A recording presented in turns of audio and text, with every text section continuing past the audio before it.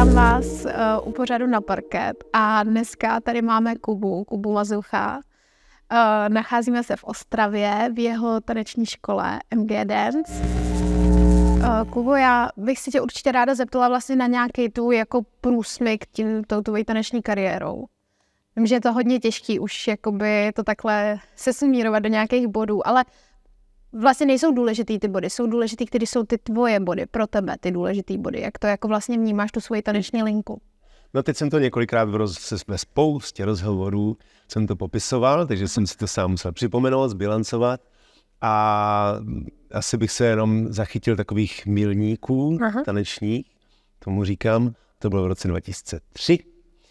Tím jsem vlastně přešel do Akcentu Ostrava, tady velký klub, kde bylo spoustu i tanečníků latinskoamerického tance. Vlastně Akcent byl taková meka.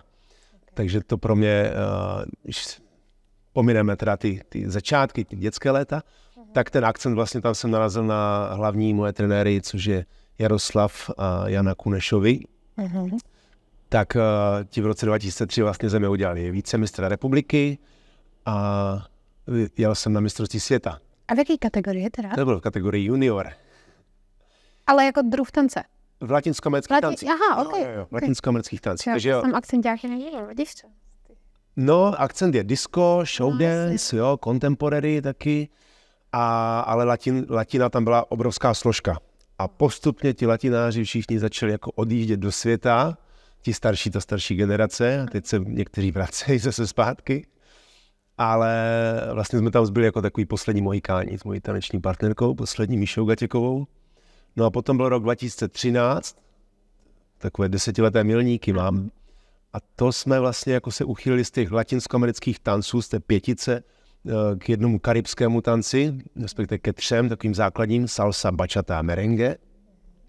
A tam jsme jeli na světové hry. Takže tanec ještě není na olympiádě, nebo ten náš tanec společenský, ale je na světových hrách, což je taková čekačka vlastně. Takže tam jsme jako byli nominovaní a byli jsme tam druzí. V Kolumbii to bylo, tak to byl nádherný zážitek, takže to je určitě obrovský milník, jako co nás prostě zase posunul dál. No a potom to byl rok 2023 a to byla Stardance. Tak to byla takové jako pro mě další obrovský jako odrazový můstek v tom jako otevření dalších obzorů. Jak jsem se vždycky stavil k tomu svému řemeslu, tomu říkám, k tomu tanci. Každý má jináčí monterky, že jo? Tak jsem se k tomu stavil prostě vždycky poctivě.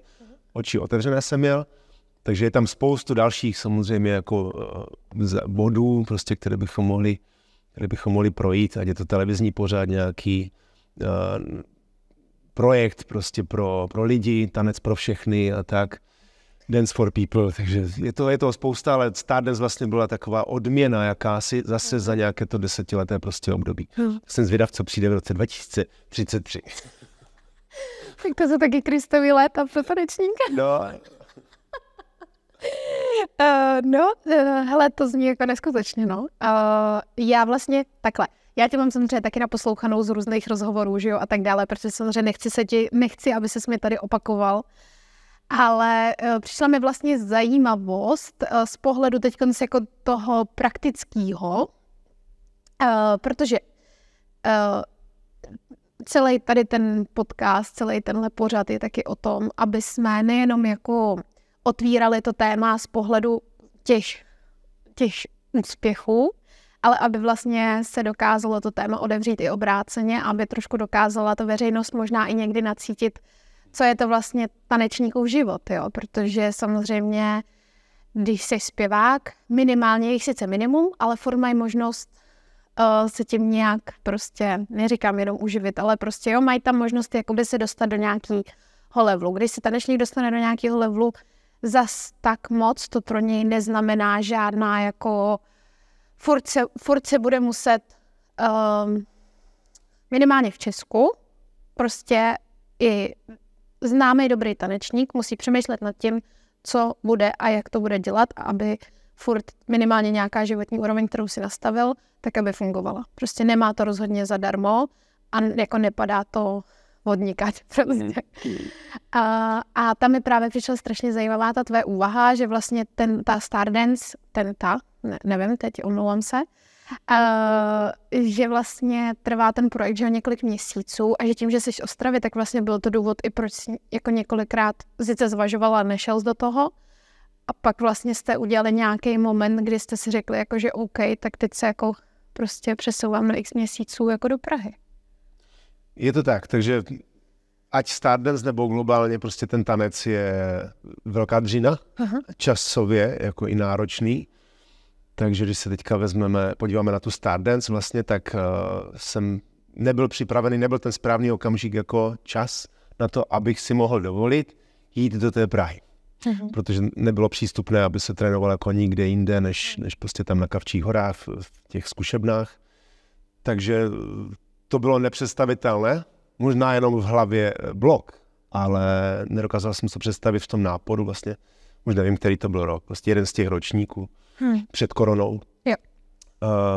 Že tady nechám celý vlastně jako taneční klub, všechny taneční kurzy, všechno to, co dělám, jednak to, co mě vydělává, prostě to, co mě živí, a že to najednou jako odstřihnu a já jsem to neodstřihnul, jo, ale tehda vlastně jsem to asi takhle jako v hlavě měl, říkám, že vyměním toto, ať už z finančního hlediska prostě toho časového a tu rodinu prostě, že jako teda, prostě jsem se to nedokázal připustit. Takže vlastně tím to jako skončilo, že prostě ne. No a teďka na to ten správný čas asi byl, jako důvěřoval jsem tomu, už jsem se v hlavě uklidnil a důvěřoval jsem tomu všemu zázemí, teda té energii, které jsem do toho jako investoval, věnoval, obzvlášť prostě po té koroně a po takovém, kdyby nebyla korona, tak si myslím, že přijde jináčí turbulentní období prostě, že je to možná vyústění před tím rokem 2023, že to tak jako mám a říkal jsem si, a tehdy mi to ještě nedocházelo, že ten rok, že čekám na rok 2023, jako jo, to v žádném případě. Vlastně až teď jsem si to jako zbilancoval, že fakt ty 10 letky, takže předtím se vždycky něco stane, nějaká krize prostě, vyústění, peripetie, že jo, a potom jako to tak prostě zazvonil telefon a přišla Stardance.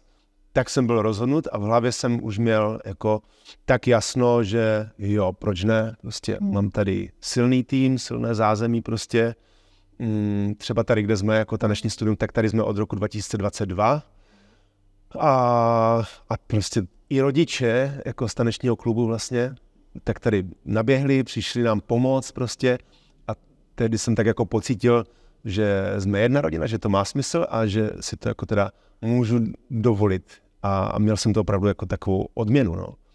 To jsem nikde prostě nevolal, že chci tam, vůbec jsem na to nemyslel a najednou prostě telefon ze Stardance, tak to mi přišlo jako úplně wow, boží. No a myslím si, že jsi tam přišel jako velký obohacení.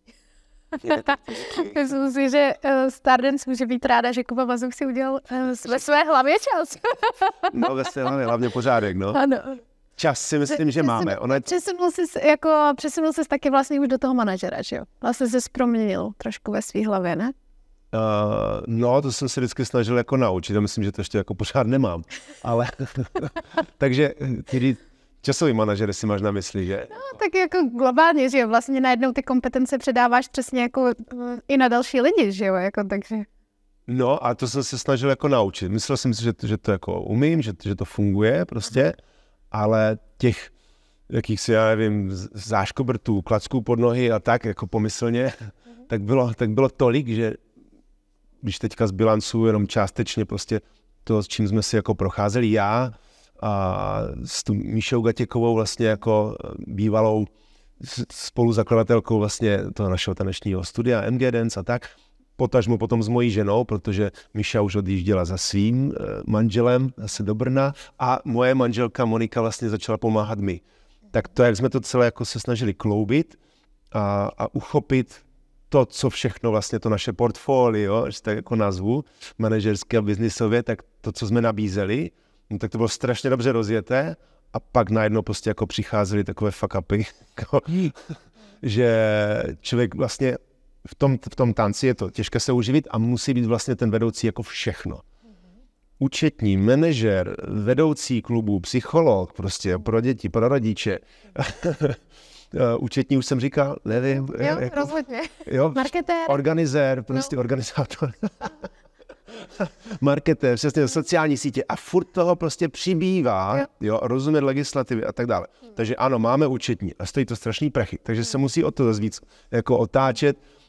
Spolek, jako musíte mít kvůli tomu tanečnímu studiu. A to nechce dělat jen tak lidé, jaké účetní. Málo kdo tomu rozumí. A jsou tam jako, OK, můžete dosáhnout dotace, ale jsou tam další kličky, prostě, které se musíte furt jako učit. A ta legislativa se jako tak měnila, pak přišla korona, jedno stěhování, druhé stěhování. No a to už jsem říkal, jako to prostě, to je tolik takový brutál, že kdy jako se člověk může starat o sebe, aby se naučil manažovat, aby se naučil v klidu toto. Jako, aby si vlastně jako na někoho přehodil tu důvěru. Jo, takže je to v takovém jako rychlíku, prostě v takovém rozjetém vlaku, že to teďka, ne že zbržďujeme, ale jenom prostě jako tuníme ten vlak, jo, a chci se vydat na lepší cestu, než po nějakých drkotajících jako kolejích. Takže ten potenciál je obrovský, díky tomu, jak jsme se k tomu chovali už od začátku, prostě poctivě, svědomitě, pilně, dřeli jsme, prostě makali jsme na sobě a potom na celém tom tanečním studiu. Že to je fajn a jsem za to vděčný. A teďka, co s tím, jak s tím naložit, když teďka vedle jede ten vlak, ta rodina. A to, s kým jsem se teďka jako poslední dobou, v posledních měsících bavil, tak je to strašný jako brutál. Pokud jste opravdu na takové úrovni, jak jsi popisoval jako toho tanečníka, že to je těžký, že to má, jestli těžší nebo lehčí než zpěvák, nevím, ale jestli chcete něco dělat jako sakra naplno a k tomu ještě skloubit rodinu, tak to všichni jako popisují jako největší science fiction prostě a jako nelze to. Lze to nějak, ale jako ne 100% tady, ne 100% tady. Takže nějak se to musí skloubit a to je ten největší jakoby úkol, to zmanéžovat.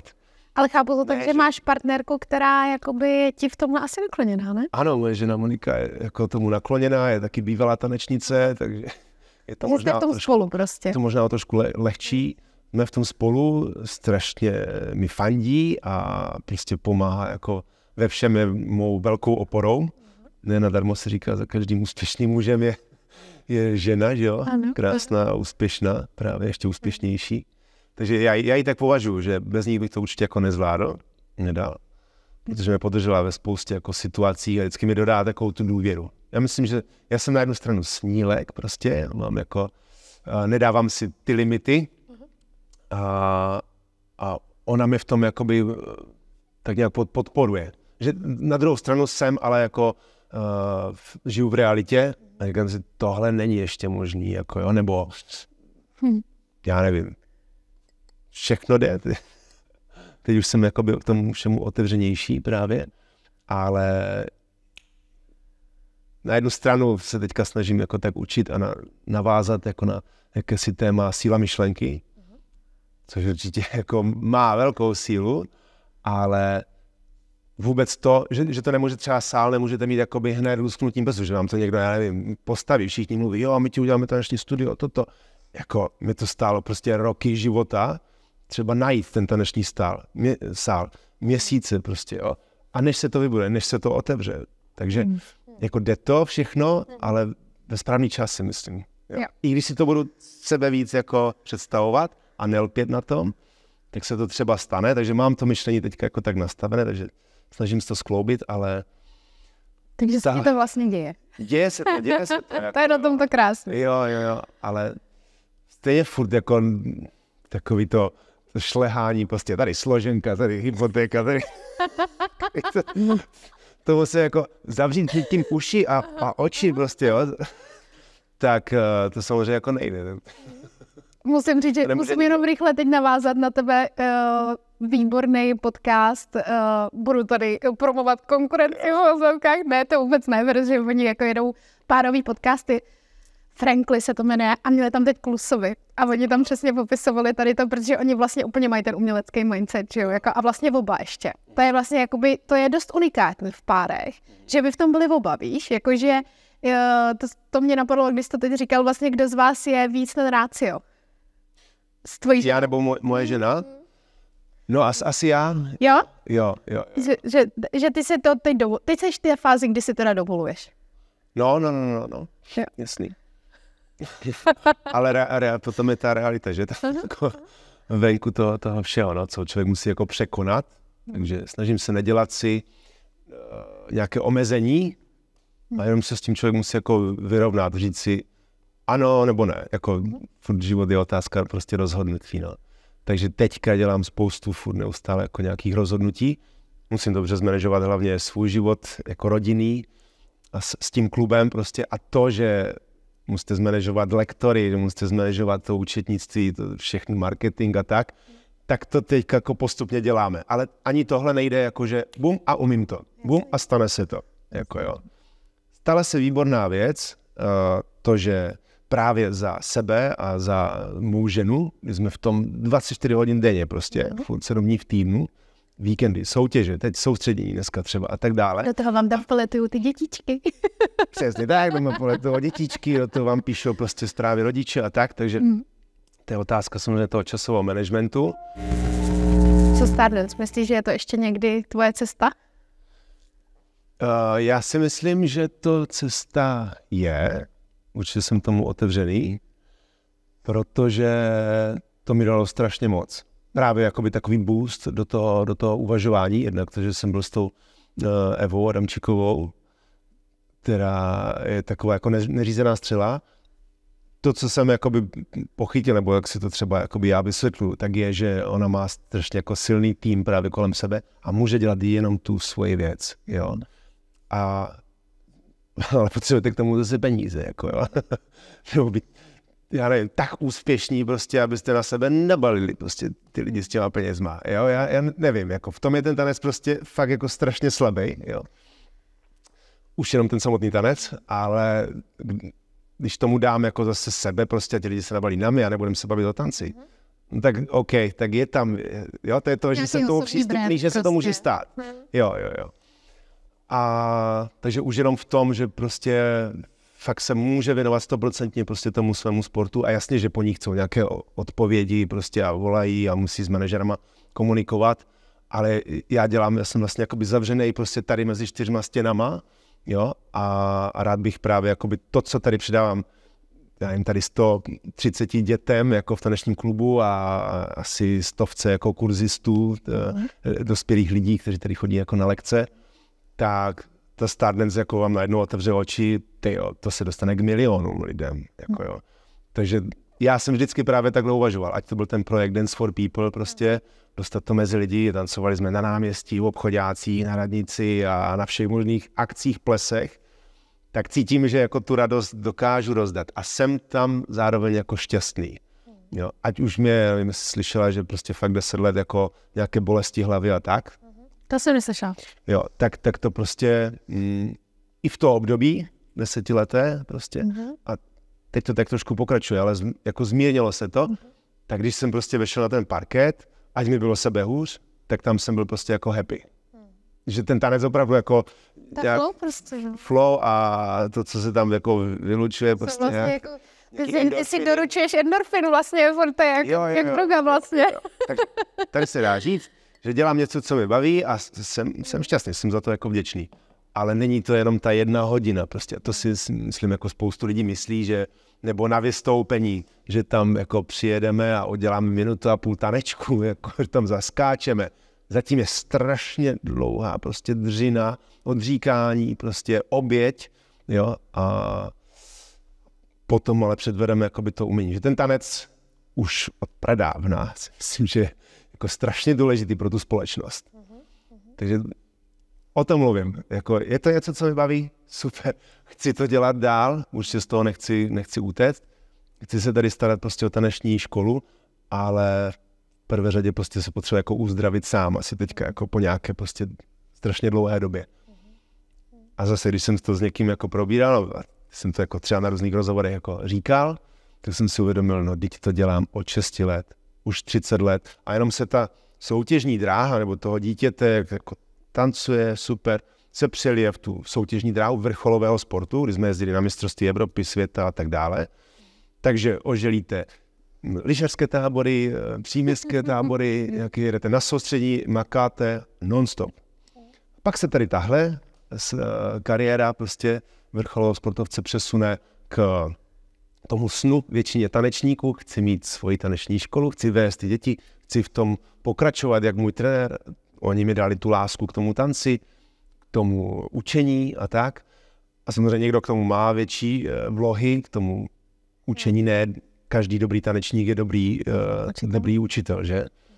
Takže i v tom se snažím furt jako vzdělávat a posouvat se dál, ale myslím, že jako mě ti lidi tak nějak jako berou, respektujou a že jsem vychoval už spoustu jako tanečních talentů, že jim dávám to zázemí skrz tady tu taneční školu.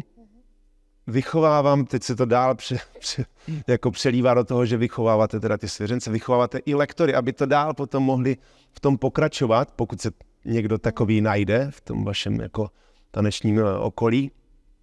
Takže a najednou prostě ty 30 let pryč a furt jsem jenom jako v tom.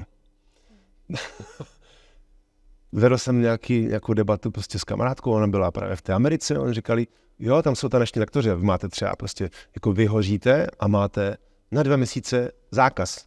Vůbec, úplně jako jste třeba lektoři toho tanečního studia, tak tam mají takové podmínky, prostě neučíš teďka 2 měsíce, dej se dokupy. Já si to nemůžu dovolit, jako jo. Nebo respektive nechci dospět do takového stádia, 2 měsíce, OK, jsem zaměstnanec, ale já nejsem zaměstnanec, já jsem všechno. Zaměstnanec toho svého prostě jako tance. A tu už se dostáváme možná k tomu, jako, co je lehčí, být OSVČ, nebo se někde nechat zaměstnat a vesele si tancovat. Nevím. Hele, to třeba říkal ten Sanchez teďka v tom rozhovoru, že vlastně tak, jak on to vnímá jako dlouhodobě, ty zkušenosti a tak dále. Takže vlastně jako když se kouká zpětně na ty lidi, tak on sám teda jako to, ale to je subjektivní hodnocení samozřejmě, jo? Ale říkal, že vlastně jakoby nejvíc happy a nejvíc otevřený a nejméně konkurenčně zaměřený byli lidi, kteří měli jakoby k tomu tu druhou práci. Jo, že prostě bavíme se o té úrovni těchto tanečníků a ty, co vlastně jako v uvozovkách jsou doktor a chodí si jako v uvozovkách večer zatancovat, že si v tom jako nejvíc udrželi, víš, ten vibe toho klidu, ale já si myslím, že proto jsme možná tady, protože ono vlastně jako žen a mužů vlastně tolik ne, ale žen, který vlastně ty taneční skupiny tady po republice mají jako kvanta, jo. Máme tady prostě spoustu těch top tanečních skupin a já to velice jako respektuju. Z jedné strany se tomu klaním a svým způsobem to velice chápu právě, protože vlastně ten příběh, který říkáš, ty tak prožili všichni vlastně do jisté míry, že jo. Nebudete je mít jak přes kopírek, ale ten princip je hodně podobný. Akorát já mám prostě problém s tím, že u spousty těch lidí se prostě ztratila lidskost. A ztratilo se to, že, nebo mně třeba osobně nedává smysl, že jsou děti, které prožívají nějaký vibe, milujou tanec, je to jejich vlastně denní chleba, když mluvíš o té, řekněme, vrcholové sportovní úrovni, kdy prostě ty děcka chodí na tréninky, jedou prostě soladu a formace, miniformace, najednou prostě ten čas neexistuje, existuje jenom tancování a o víkendech jsou soutěže, takže i pro ty rodiče, i pro ty děti neexistuje jiný svět. Jak říkáš, na lyžák jet nemůžou, protože by se zvládnil samozřejmě svět. A vlastně tohle prostředí a tohle prožívají ty děti v těch klubech. A vlastně za těch dob, kdy třeba jsem tancovala já, tak vlastně jako klub odvedle, tak ty byly jako ty špatný. A ty jako se nemůžeš, i když s ním chodíš na základku, tak vlastně se nemůžeš bavit skoro s tím klukem tamhle prostě z toho druhého klubu. A jakoby to prostředí bylo až jako moc toxický za mě. Že víš, jakoby tohle je něco, co si myslím, jako, že tomu tanečnímu světu škodí. A třeba Sanchez to popisoval skrze peníze, že prostě furt máš jedno město a mezi to město se prostě rozdělejí ty děcka, jo, do různých klubů. Že třeba proto je tam ta rivalita. Já si myslím, že je to hodně o tom výkonu a o tom, kdo reálně vyhrává na těch soutěžích. Ale je to pro mě něco, když vidím někoho, kdo ty děcka vede jako s láskou a s pokorou, tak je to jako strašně příjemné osvěžení. A vlastně moc, já neříkám, že nejsou, určitě jsou, ale myslím si, že tohle, co říkám, prožilo a prožívá spousta tanečníků. A třeba je to i, jak jsi sám říkal předtím, mám za to mimo náš rozhovor, že vlastně pak i díky těmhle prožitkům A nejenom těmhle, ale i těm budoucím dospěláčtějším prožitkům. Je to třeba důvod, proč se rodiče, kteří tím prošli, už nechtějí do těch tanečních klubů ty děti své třeba ideálně vůbec dát. Tak jenom víš, jakoby mě by zajímal tady ten tvůj náhled na tuhle problematiku i z toho pohledu, že prostě, že naopak já bych si jako vlastně přála, aby tady jako vzniklo víc těch motivovaných lidí to jakoby dělat jinak. Teď přece jako to, co nás spojuje, je krásný. To je prostě nějaký náš rytmus, něco, co máme v těle, něco, co prostě dokážeme prožívat. Je to ten feeling, prostě je to skvělý. A vlastně je hrozná škoda si tohle brát, ač chápu, že to trápení, který vlastně k tomu přináší v tom dospělém světě, právě ty trenéry, jo, tak víš, jakože jak k tomuhle vlastně jako motivovaně přistupovat, že vím, že říkáš, že si to jako odžíváš teprve ten příběh, ale přijde mi, že k tomu prostě přistupuješ jinak, tak proto se tě na to ptám. Přistupujeme k celému tomu našemu tanci a taneční škole prostě s láskou, ale jak se to prostě samozřejmě jako rozrůstá, tak ty tam potřebuješ dát podle mě ty pravidla prostě a režim a tu přísnost jako. Tak to je disciplína, ale jo, to je zase něco jiného. No, takže i na tom teďka jako strašně moc pracujeme prostě, protože ten taneční klub posunul úplně na jinou sféru. Předtím jsme právě třeba byli pod tím akcentem a neřešili jsme ty administrativní věci, jenom jsme tam učili ty děti, víš. Jo. Takže v úvozovkách jsme strašně jako mladý klub zatím. Jasně. A nepodchytili jsme právě s tou Míšou jako sami ty začátky toho, aha, spolek, takhle to musí být, takhle tomu musíme udělat. A furt jsme to jenom vedli jako s tou láskou a s tou energií. Takže takhle se k nám nabalovali ty lidi, ale nikdy jakoby nevyhovíš a neoslovíš 100%. Jasně. Takže i ti lidi, kteří k nám jako přišli, tak si myslím, že stále nabalujeme na nás, na tu naši jako náturu prostě ty lidi, a ti, kteří na to nejsou, na tom vibu prostě, tak stejně odpadávají. Takže i třeba fandění na soutěži cizím klubům je u nás prostě jako zvykem a není to nic prostě, co by nám nebylo jako vlastní, protože já jsem tak jako pravdomluvný a když se mi ten tanec nelíbí, tak mu nezatleskám. Když se mi to jako líbí a osilní mě to, tak mu to taky zatleskám, jako tomu tanečníkovi, tanečnici. Ať je to, kdo je to. Jako. Takže a tohle už je strašně individuální, ale jako můžem to tady trošku ovlivnit. Tak stejně jak ovlivňuje škola ty děti, jestli tam dobré vedení prostě, tak se snad z toho jako vyrostou prostě fajn lidi. A tohle já tady mám jako jo, v tom tanečním klubu, že to jak k tomu přistupu, k té svojí práci, tak i k těm dětem, lidem, dospělým prostě a tak snad jako je ovlivňuju. A to je fajn. A proto se vracím k té myšlence jako že bych chtěl ovlivnit tím svým tancem, pokud jakýsi dar mám, jako, jak mi to všichni říkají, tak bych tím chtěl ovlivnit strašně moc lidí, jako. Protože od pravěku prostě ten tanec je fajn a furt bude prostě fajn. Ale je hlavně skvělý, když působí vlastně i na ty lidi, kteří jsou třeba tanci zavřený, tak vlastně když dokážeš skrze ten tanec působit na ty lidi, ať už jako vizuálně, nebo i že je do toho dokážeš to nějak dostat, tak to je vlastně pro ty lidi je to něco jako... Ale málo jaký tanečník to dokáže. No v tom je právě to umění. A neustála debata, jako jestli je to sport nebo umění. I můj trenér, i já jsem se s tou myšlenkou jako zžil, že to nelze v tom tanci prostě oddělit. Bohužel možná právě proto to nebude na olympiádě třeba. Je to strašně jako estetické a pocitové. Jak to chceme změřit, ty pocity? To je vlastně přesně spravedlivost na soutěžích. No jasně. Jako to je jedno velký téma. No ve výsledku... je vaše druhé místo, že jo? Jako, hele, sorry, Dario, mám tě ráda, ale já to řeknu na plnou pusu.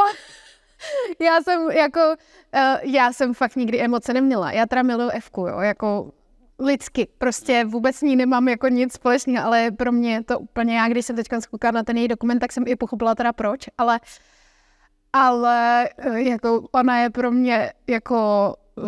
přesně tou energií. Ona je tak jako čistá, nebo jak to říct, prostě málo na té scéně těch lidí, co jsou známí, jsou takový. Jo. A tím, co ona tam předvedla a to, co tam ukázala, to byla prostě... A samozřejmě to vaše spojení a to, jak ta vaše choreografie každá byla jiná a jak to prostě vibilo celý, to prostě najednou byla nová Stardance za mě. Jakože já jsem se rozpustila prostě. Klaním se. Děkuji.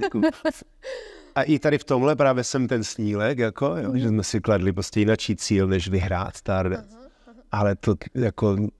Ale možná tenhle pocit. Ne, možná je to klišé, jako jo, a vždycky jsme to tam jako všude psali a tak jsme si to jako přáli, jestli jak moc, protože jsme byli, že jo, tam na tom výstavišti a nebyli jsme ti lidi za těma obrazovkama, jak moc to k ním jako projde, jak kdybychom prostě tancovali jim v obýváku.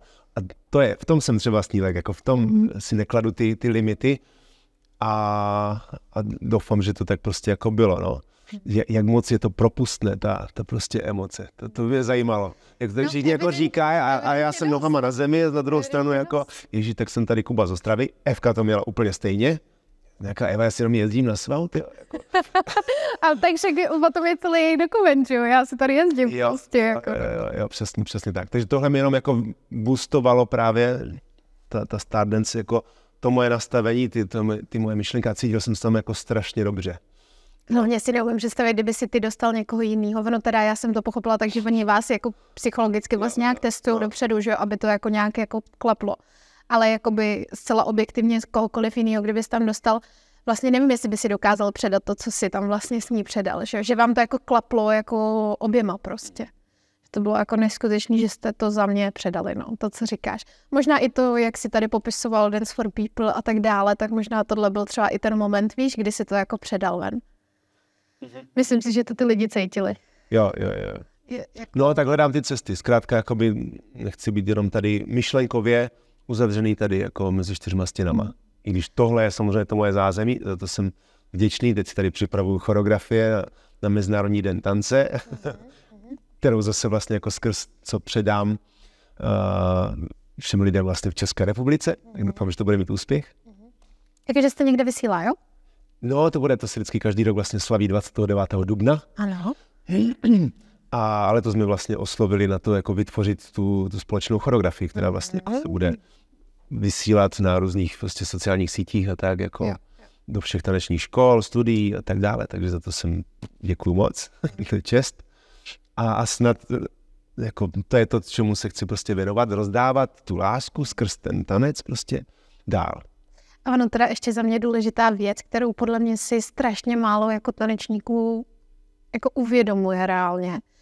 Jak vlastně široký publikum je vlastně jenom ten taneční svět. Víš, jakoby, když si vezmeš, kolik vlastně dětí se věnuje tanci v Česku, i ty si to zmiňoval v jednom rozhovoru, že vlastně těch dětí, který prošly třeba i klidně 2 roky nějakou taneční skupinou, že vlastně takového člověka potkáš skoro každého druhého na ulici, víš, dospělosti. Tak jak vlastně to portfolio těch lidí je obrovský, jakoby vem si, já nevím, jestli to tak třeba, nevím, jestli máš nějakou zkušenost, že třeba v jiných zemích je to třeba podobně, ale jakoby mně vlastně to Česko přijde takový vlastně trošku taneční Česko. Jo, asi jo. Vždycky se právě objeví, že nějaký super talent i v zahraničí, že tam jako šel ten Čech právě a udělal tam díru do světa, protože si myslím, že tady jako je spoustu talentů. Spoustu pokladů. Přesně. No, ale právě i to publikum, víš, jakože vlastně... Tak už asi jenom jako i ty třeba středoškolské taneční a taneční vůbec, co jsem aspoň tak jako zase slyšel, tak v těch našich okolních zemích jako tolik nejsou. Není to ta tradice jako toho tance, těch středoškolských tanečních a tak. Když to někdy nenapadlo, a to je pravda. No, prej, že jo. No. Tak je. Třeba v Německu to také určitě, že jako... To je zajímavý. Koukal jsi na aktuální Let's Dance? Na Slovensku Let's Dance? Jo, viděl jsem. První díl jsem viděl. Viděl jsi? Máš tam nějakýho? Oslovil se někdo? Takže Hanna Gregorová mě zaujala fakt jakože s takovou noblesou a elegancí. A Táňa to tam právě řekla, že ničemu jakoby neuhla v tom, že to schovají za nějakou scénku a tak. A bylo to opravdu jako s tou emocí, tak tohle se ke mně jako dostalo. Takže teď jsem byl jako poprvé ten divák vlastně a sledoval. Byť jako na notebooku, tak to mě zaujalo. No. Jo, to zní zajímavé, jako určitě pro mě to, nebo takhle, jako vlastně mě vůbec přijde zajímavý v té slovenský jako variantě, že tam vlastně je tolik jako propojená i to Česko, víš, jakože to Stardance český mi přijde úplně jako, že a i ty platformy, vlastně jsem přemýšlela, že Stardance je britský, že jo, a jestli Let's Dance teda má to strašně společných prvků, ale je to takový jakoby pojmutý. To je všechno z BBC právě. Je to všechno jako, jo, ty licence. No. Okay. No, tak to jenom vlastně jsem přemýšlela, co se mi líbí víc, jestli tady ten jakoby alá moderní vibe, anebo že vlastně jako ta naše verze už je tak jako má takovou noblesu a tak všechno, že prostě neumí si to představit člověk jinak prostě vůbec. Ano, v té produkci je to jiné určitě, ale myslím, že to je pravda, že to je jako ten BBC jako produkt. Jo, takže každý si to jenom jako nazve třeba trošku jinak. Jo. Tam je ten Aneb, když hvězdy tančí, tak. Tam je to Strictly Come Dancing a tak. Ale jinak je to ten stejný formát prostě, no. Zeptám se tě, historie, říkáš teda vlastně, že nejvíc na tebe působil akcent a místní lidé a co se týká tady té Ostravy. Mě vlastně Ostrava jako fascinuje. Mě takhle teda fascinuje i Brno. Mně přijde, že ta brněnská scéna taky drží hodně pospolu. A ta ostravská scéna mi přijde, že taky. Jako, že víš, jakoby, jak i tady máte jako ty colorsy a všechny tyhle věci, že mi přijde, že prostě se tady nějak jako propojujete, že to tady tak nějak jako spolu cítíte. Je to pravda, nebo je to iluze? Teď nevím úplně na co přesně jako... Co přesně narážíš? Ten taneční svět, víš, když se koukám i na ty vaše projekty, třeba jakoby, když tady třeba jakoby s tím, já teda se přiznám, že teď nevím, jestli to bylo přesně i s tím programem pro to Dčko, když jste třeba byli tady na Colors pro děti a tak. Nebo nebylo to jako, že máte tady i strašně moc těch akcí ve Vítkovicích, což jako... No možná je to tím, že tady jako vlastně Ostravské studio České televize, tak my, když jsme vlastně točili ten pořád Rytmix na Dčko, tak to bylo vlastně spojení jako já, moje taneční partnerka Míša Gatěková a kolega Patrik Gulman. Ten v podstatě už je teďka jakoby taky pod naší střechou MG Dance, protože jsme spoustu těch projektů v mojí snílkovské hlavě jako takhle vytvořili a vždycky jsme ho tam jako přizvali a vytvořili jsme takové jako trio, no. Takže s Patrikem teďka pořád spolupracujeme, tak tam on nebyl jako jináčí taneční škola.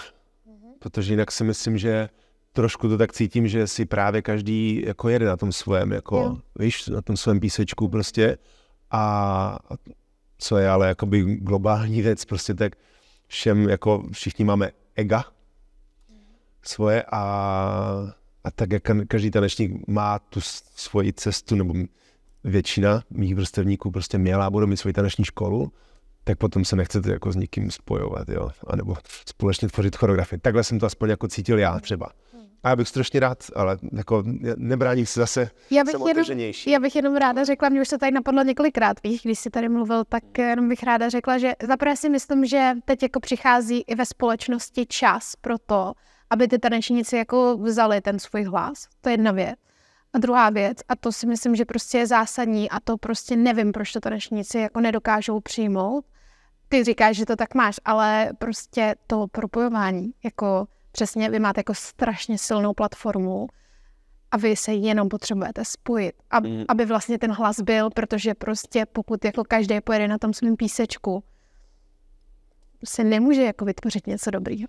Ale řekněme, čím to je, jako my jsme tady taneční škola, jako jo, která se snaží ovlivnit ty děti, ale vpadáme prostě pod svazy a já už ani nevím, kolik těch tanečních svazů a tanečních soutěží, prostě formací, jako je, to každý rok prostě přibydou další 2. Takže kéž bych jako mohl být 100% času naladěn tak pozitivně, že to, co dělám, není plýtvání energií. Ať to byla online přes koronu prostě vytvoření. A když jsem si to jako zbilancoval, spočítal, mohl jsem žít jenom na těch příspěvcích a mohl jsem prostě jenom tak si užívat tu rodinu a děti, víš. A to je někdy demotivující právě po tolika prostě letech. No jenom, že já si myslím, že to je právě naprosto motivující a myslím si, že tohle je fakt jako důvod, proč tady... Doufám, že to někoho motivuje. Protože já jsem tě chtěla pokládat ty otázky, ale ty o tom mluvíš sám, jo, jako mě třeba, protože ono jako vůbec jako bejt muž, že jo, a teď jako prostě přesně jako sám tanečník se uživit má fakt jako sakra práci a teď jsi ten muž, ta hlava té rodiny a teď jako ti to přichází tohle.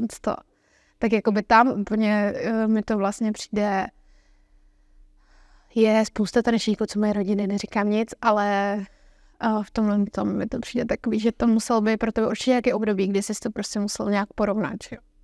Jo. Proto teďka se hodně bavíme jako se ženou o tom, jak to mají ty děti těžké, jak vlastně přes ty mobily hned vidí, že tam někdo má auto, že někdo tam je youtuber a tak dále, ale to je nesrovnatelné prostě. Každé dítě jako je, jak porovnávat jabka s hruškama prostě. A to je největší prostě podle mě zlo té dnešní doby, že to ty děti nedokážou zpracovat. Dospělí s tím mají problém. U sousedů je tráva vždycky zelenější, že? Teď jako nezávidět, prostě neporovnat se, soustředit se sám na sebe. Ty děti jsou tomu vystavené každý den. Jo. Jsem zvědav, jako, jak vlastně se s tím poperou, kdo je to naučí. Když se o ně, my nemáme čas starat, my se staráme o to zaplatit složenky a tak, svoji kariéru. Jo, to už jako to už přicházíme, abych řekla, i do školství a to je v dnešní době bych řekla jedno velký téma, no. Prostě jako nějaký zastaralý systém versus tady prostě nový svět a to jsou dvě věci, které se nepotkávají, že jo, takže jako naše děti mají jako sakra velkou výzvu tady na tom světě. A vlastně jako, ale zase mně na tom přijde vlastně krásný ten kontrast, víš, i jakoby já jsem třeba teď poslouchala rozhovor s Ondrou Novotným ze Survivora. A dělal tam teď jako recap těch posledních 2 dílů a já teda koukám i kvůli Martinovi. A ne, to... A on vlastně tam hodnotil, že v posledních letech se děje to, že vlastně je normální, že tam ty lidi takhle jako odcházejí, jo? Že nejenom v Česku, ale jako v Americe, všude, že ve všech těch, jakoby, jo, že fakt je to teď už ten trend té jako nový generace. Není vůle, není motivace. My se můžeme roztrhnout, abychom všechny motivovali. No, ale víš co, já si jenom jako říkám, jestli právě i oni nás jako neučí zase nějaký nový pohled, jo, protože já neříkám, že je to dobře. To určitě to není ultimátně dobře, ale vlastně si říkám, jakoby když si vemu jenom z podstaty, jo, o čem je Survivor, jo. Je to prostě, že tě někdo někam uvězní, sebere ti jídlo a bavíme se o nějakém. A kdyby se tam bavili jenom o tom přežití, tak možná, víš, ale vlastně já třeba se Survivorem v hlavě mám problém s tím, proč bych třeba se toho nikdy nechtěla účastnit, je to, že já si vlastně neumím představit, že bych si do života jako vložila 2-3 měsíce času, kdy si jako připustím, že teď jsem jako hráč a budu jako na někoho vytvářet nějakou lest a tak dále. A víš, jakoby vytvořím si tady to a já si myslím, že tady ten jako nesmysl té hry, já nevím, jako, protože podle mě jako zdravý člověk, který nemá potřebu vytvářet nějaký zlo kolem sebe, víš, tak jakoby to v běžném životě tím pádem nemá. A jakoby vlastně toho obrovská hra s tím egem, je to obrovská hra se všema těmahle věcma a je to vlastně jako extrémně výkonnostní hra. Celý Survivor. A já si myslím, že nám jako ta nová generace taky trošku říká, jako výkon je fajn, ale pojďte se na to taky jako podívat, co to znamená jako žít výkonnostní život, víš? Jakože myslím si, že tahle myšlenka tam je taky. A právě proto, ale tam jenom důležitý je to jako nestrhnout do té úrovně nežít výkon, nebo jakoby výkon je špatně, nebo disciplína je špatně. To není pravda. Disciplína je dobře. Jenom jakoby přesně, my máme všichni my žijeme v tom světě, kdy prostě jsou tady všichni jako, mají ty ega a jedeme všichni ten výkon a potřebujeme ty naše jako stupínky, kam jako stoupáme. A mně přijde, že jako vlastně není úplně špatný, že přichází jako nová vlna lidí, kteří říkají, hlavně to trošku víš, jako, on je to extrém, ale ono vlastně, kdyby se to dokázalo jako nějak propojit. Zmanéžovat dobře a skloubit to. Jasně, no. Tak v tom je vlastně určitý jako za mě velký jako bohatství. A právě to, co říkáš ty, že vlastně vždycky si do všeho šel srdcem a pak přijde v roce 2023 moment, kdy si jako dovolíš vylézt skrze Stardance, je vlastně krásný. Jo. Říkám, je to asi odměna, no. A v tomhle zase mně přijde, že je takový přirozený ten ostravský vibe. Že tady jsou lidi takový jako otevřenější, víš, jako trošku míň tady na sebe, jako hrajem ty ty hry, jako víš, jako, že když se někdo chce poslat někam, tak se prostě pošle. A vlastně jako je to taky dost osvobozující. Občas někdy až moc, ale prostě, ale taky mi to nepřijde vůbec jako špatný, no. Tak vlastně jenom jsem jako chtěla říct, že vlastně ty cesty vidím v tom, neříkat nutně, že je to jako jenom špatně. Jenom v tom hledat ty cesty, protože, jak říkáš, jsme jako extrémně rozdílní. A vlastně ta generace, která už s tím mobilem vyrostla, už tady jako fyzicky je v té dospělosti, že víš, jako, že ty 90-koví lidi, ty už jako mají teď těch 30 a vejš, že jo? A my už jako máme ty rodiny a už vlastně jedeme jako jiný stereotyp. A oni vlastně teď přicházejí, vidím, je teď těch 20, že jo? Je to tak. No, já jsem zrovna ve fázi asi, kdy jako to pozoruju na těch svých dětech, na dětech tady jako v klubu, takže ještě nejsem asi, nemám ty pravomoce, abych to zhodnotil a něco řekl, že je to tak, nebo ani tak. Já mluvila taky jenom o té zkušenosti, co tam říkal ten Ondra, tak bych nerada se pasovala do nějakého kata. Nerad bych, aby to ztratilo tu disciplínu, takže jak jsi říkala, jako zmanéžovat to prostě nějak dokupy, ale nechat si i toto. Uprdalismus je mimochodem výborná knížka, kterou jsem taky v Praze tam poznal, takže strašně jsem se do toho začet a je to úplně super. Takže v tomhle nějak jako chci pokračovat, ale není to, že ti jsou ty věci jako jedno, že na ně kašleš. Jako. Což k tomu zodpovědná, k tomu svému řemeslu otevřená a tak, ale nelpět prostě na tom. Tak no, jenom se můžeme se jenom hádat prostě, jak to celé dopadne. Kdo to zmanéžuje totiž? Jo, tak to víš, že ten čas jako by vlastně, jakoby my se nacházíme v takové jako nový době, bych řekla, i my, jakože oni do ní jako vyrostli přirozeně a my se s tím teď tak vlastně přesně pereme, bych řekla, že vlastně ale ve všech úrovních, v práci, v partnerství, ve všech úrovních vlastně nastavujeme jako nový věci. A ve školství, ve všem prostě, je to vlastně strašný tlak. Jo. Takže... No jo, ty jsi to asi jako řekla, takže jsem rád, že v tom nežiju teda jako sám, že se furt něco mění a furt se musíš přizpůsobovat a tak. A teď ti klienti třeba a tak mají vlastně na tebe jako nároky. Jak to, že to nefunguje? Jako nestíhám všechno hned teď a tady prostě. A já už vím, kde jsem ztratil nit. Že jak všichni odjížděli do té Ameriky, takže se vlastně teďka vrátili někteří tanečníci a vlastně chcem se zbavit toho bříměte, prostě toho tlaku ze všech těch stran jako a chceme ty věci posouvat dál a neposuneme, když budeme prostě zavření tady jako na sále a v kanceláři a tak. A vlastně ubijeme sami sebe jenom pod tou tíhou prostě těch nároků, když se mám věnovat tomu tanci a tak. Takže jsme našli prostě slečnu, ženu, paní prostě kamarádku bývalou před 20 lety prostě, která by mohla převzít naše otěže a jako velmi nám jako vlastně ulehčit a posunout celý ten náš MG dance prostě, celý ten můj tanec vlastně jako kupředu. Takže věřím tomu, že to bude takový jako další boost, protože jinak právě stíhat všechny tady ty změny je strašně jako ubíjející a to, jak se o tom bavíme, tak furt používám to slovo demotivující. Člověk se o něco snaží, pak se mu to zase změní prostě. Přitom jsem měl udělat tady nějaký super pěkný taneční projekt. Ne, ale musím se tady prostě zabývat tím, jak vyřešit účetnictví, jak vyřešit prostě tady trenéry, jak vyřešit marketing a všechno. Takže snad, že teďka ten správný čas se díky třeba Stardance jako nás to posunulo dál, ale myšlení už jsme změnili předtím, že teď se to jako už konečně posune, zlepší. Korona je za náma, stěhování je za náma. Jo, to všechno špatné, už prostě, je zapomenuto prostě a jdeme dál. Takže je potřeba, aby ten člověk jako měl i tu vytrvalost, tu vůli, jo. A nebo vraťme se k tomu tématu, tak to všechno zahodit, na všechno mít u prdele. Co je dobře, kterou tou cestou se vydat, jo. Takže je to strašně těžké, ale život je o rozhodování, takže buď ano nebo ne, takhle se k tomu jako teďka jako stavím.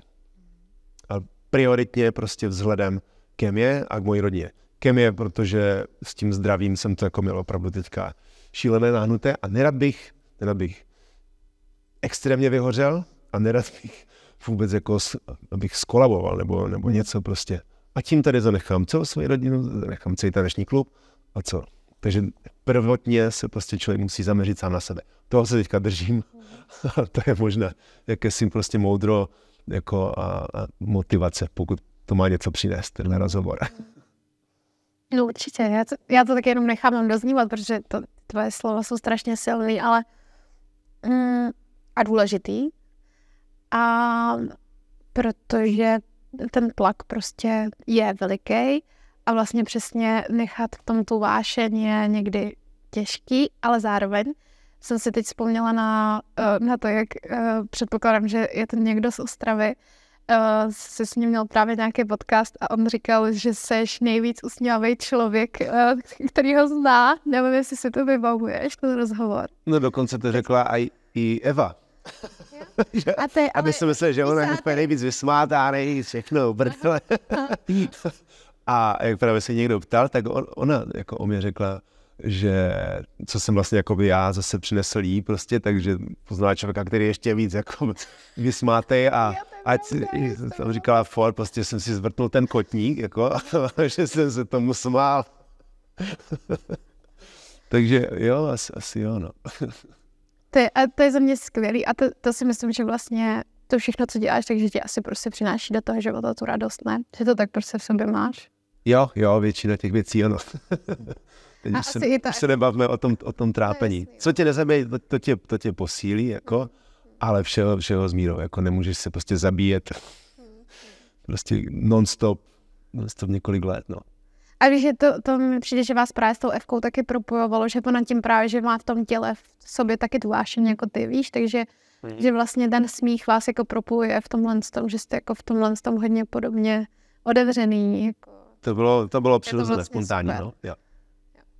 Smích si myslím, že léčí určitě, ale zároveň samozřejmě i tam si musíme dávat pozor na to, když se smějeme, když se zvrkneme kotník. Je to ta hranice, kdy můžeme sobě vlastně škodit, že? Protože i smíchem dokážeme, je to furt emoce. A jestli brečíš nebo se směješ, je vlastně, víš, jako jedno.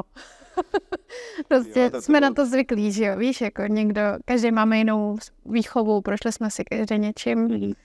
A já to třeba mám jako ten smích hodně podobně, vůbec nic neporovnávám, ale jenom jako, že jsem taky ten typ, co se hodně směje.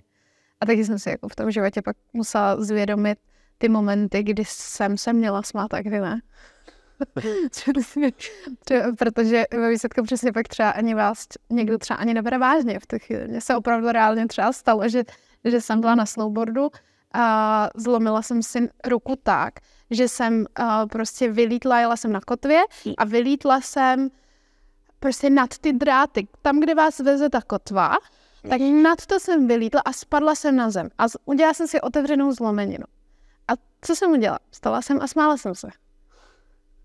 A prostě tak, že oni nevolili horskou nic, prostě oni zavolali kámošovi prostě se skútrem, řekli, hele, odvesí na to, podívejte se, co je pod bundou, nebo něco jako vlastně jenom z pragmatického hlediska tím, že to viděli, tak jenom řekli jako, hele, běžte jí zkontrolovat, že? A máma ta vlastně přijela až jako do nemocnice, až když jsem šla na operaci, víš, jakože jsou určitý momenty v životě, kdy jsem si říkala, OK, smích je skvělej.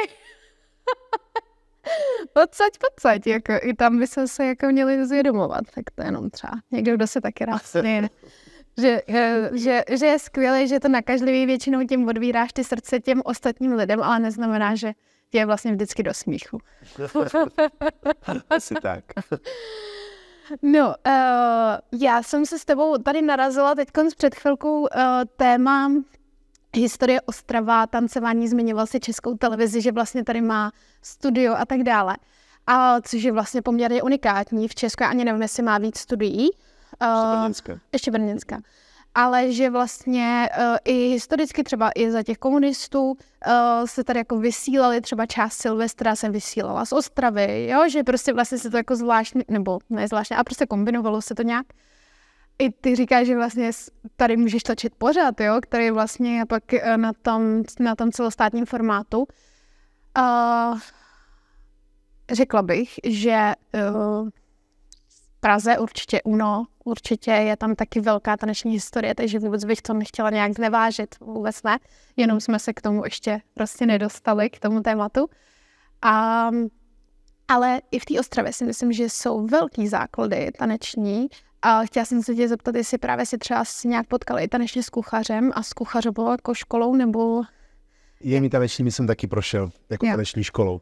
Jo. Takže oni navázali vlastně na tradici Jarky Calábkové, tanečního klubu Jarky Calábkové a za okolností tady vlastně trénovali. A já jsem ještě jako dítě vlastně taky zažil tady lekce. Takže já jsem se tady opravdu jako dostal vlastně, kde nezačínal jsem u Mirka Kuchaře, ale u Martinky Pišťáčkové ve Studio Line. A pak jsem se dostal právě do taneční školy Mirka Kuchaře. A tady byly individuální lekce, no. Tady jsme chodili trénovat, takže jsme se tady, nevím, po 25 letech vlastně jsem se tady vrátil. Hustý. No. Takže taková nostalgie, mám tady jako ducha Jarky Calábkové. To je silný. Vzhledem k tomu, že jsme fakt teďka udělali poslední rozhovor a mám tady akorát sestřih, kde dáváme i jako prostřihy, jo, fakt z těch záznamů a tak. Její taková ta aura, nebo to, co Jarka vyzařovala, ať už to mám jenom zprostředkovaně skrze ty videa, tak jsem jako vlastně mě to lehce fascinuje a že si říkám jako tyjo, co to bylo jako za paní, prostě. Já taky nezažil. Nezažil, ne, to by nevycházelo. Každopádně, no, přijde mi to vlastně zajímavé, že ona jakoby opravdu tady vlastně dala nějaký základy, něco, co se tady pak v té Ostravě právě rozvíjelo, takže proto mi to vlastně přijde jako zajímavý, že ta Ostrava opravdu je nějakým způsobem a akcent bych řekla, že toho je taky důkazem. Nevím, jak moc akcent je propojený třeba ještě se školou paní Calábkový a jestli třeba tam někdo byl nějak, víš, jako učení nebo...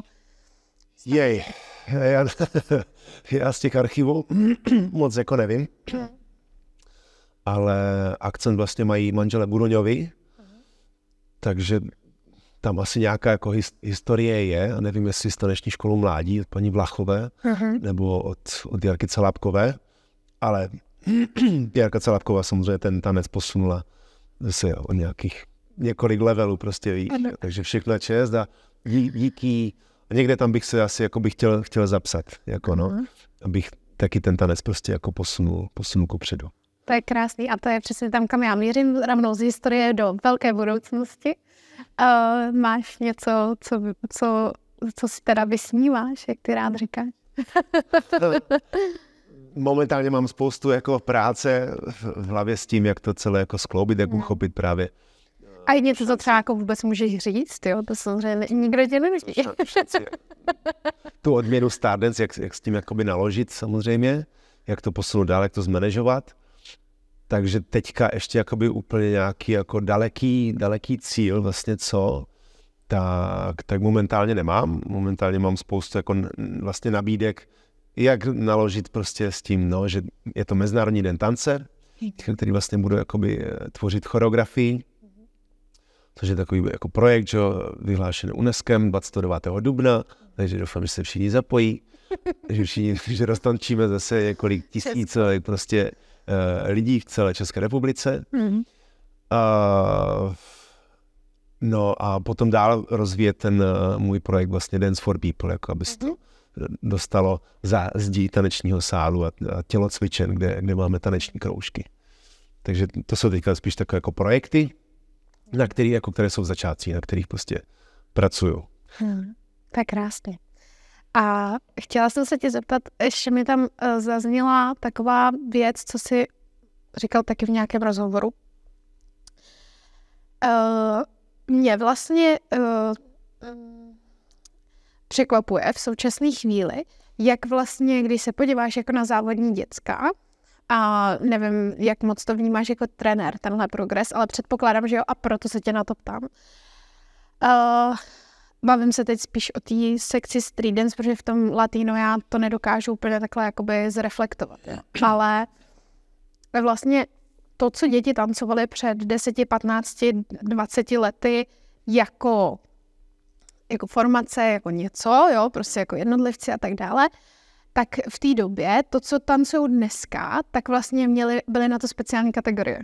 Nevím, jestli to pamatuješ, ale byly na to prostě speciální kategorie, jako už nevím přesně, jak se ty kategorie jmenovaly, jo, ale prostě bylo, já nevím, prostě 10 soutěžících děcek, který uměli prostě akrobaci, tak jak i dneska prostě umějí, jo, byl jakoby ten jako vlastně, když jsi přijel na tu světovou soutěž a viděl si třeba v Showdance Rusáky, tak prostě si to úplně jako, že jsou robotina, prostě víš, jako, že úplně si měl takovej ten ještě věm toho drillu, že mi přijde, že jsi to jako hodně přesunul do té současnosti, tak jenom jestli dokážeš tam nějak porovnat třeba jako trénink před 10 lety, 15 lety a trénink dneska, jestli se vlastně změnil, jestli těch skills mají ty děti víc, nebo nároku víc, nebo...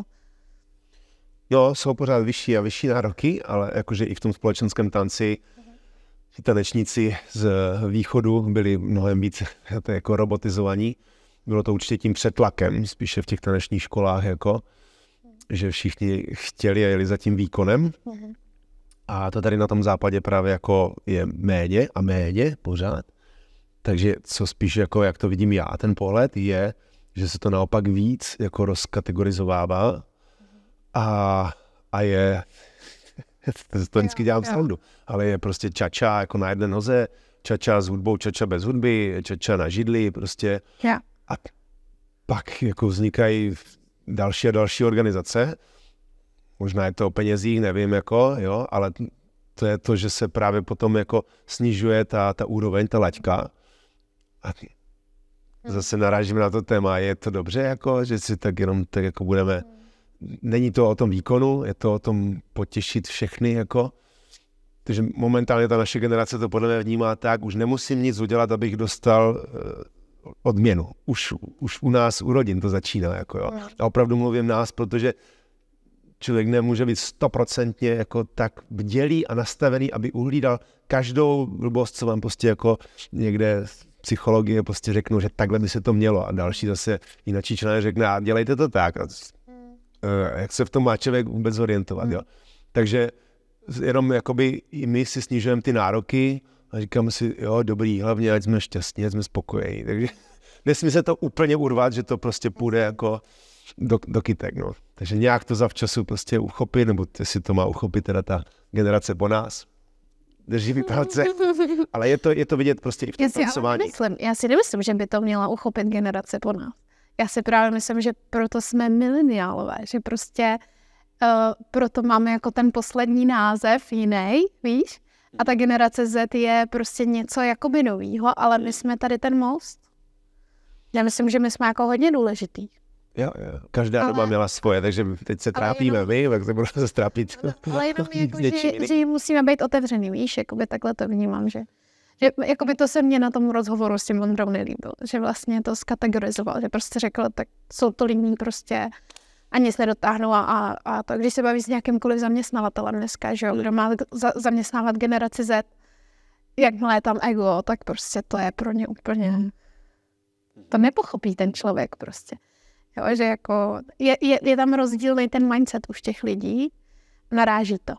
Takže si myslím, že my jsme ten most, že jakoby už dokážeme pochopit, jak to předešlo, tak tu novou a hledáme ty průsečíky a proto je to tak náročný. Jo. Na jednu stranu je to něco, co mě v tom jako baví, na druhou stranu je to fakt vyčerpávající. Prostě furt vymýšlet, jo, místo, aby si jako mohl tvořit právě, že ty a soustředit se na sebe. Ne, už, jak jsi to řekla, mostem prostě, takým tlumočníkem, jo. No šílené, co ta doba prostě přináší. Furt něco. Je to furt něco. Ale je to život. Tak to je.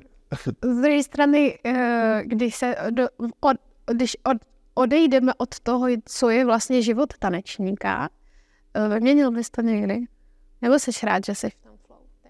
Jo, já jsem to řekl ve Stardance, že jsem za to jako vděčný, že i když těch 30 let jako vlastně jsem obětoval jenom tanci, a to na jednu stranu to řeknu jako obětoval, ale investoval do sebe, do toho rozvoje a do mě jako člověka, tak jsem rád za tu cestu, to si myslím, že je taky důležité právě, kdo vás ovlivní, že jsem měl to štěstí a narazil jsem na ty lidi prostě, kteří to měli v hlavě srovnané a kteří mě posunuli dál, jako no.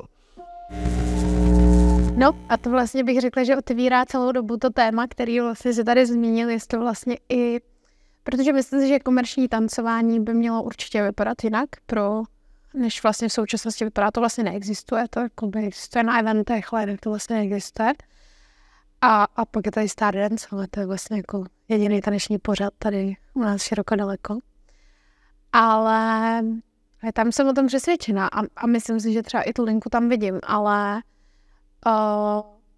tam je to vlastně Stardance je taky jako nekomerční, protože ve srovnání se Survivorem tam se neženete prostě za horentní sumou, jo, ale to, pokud tam jsou tanečníci prostě a ti lidi s tím srdcem, tak ten cíl je jako jiný, než prostě vyhrát Stardance, no. To je to pěkný a to tam měla Evka tež v posilovně právě jeden nějaký citát, jakože to stát na bedně prostě je fajn, ale přátelství je krásný. Něco takového, víš, jako užít si to, prostě užívat ten život. A to víš, to je strašně zajímavý. To bych řekla, že má velkou hloubku. A myslím si, že to má teda velkou hloubku i pro ten taneční svět, protože, jak říkáš, je to sport. Je to samozřejmě umění, ale je to taky sport. Velice těžký sport.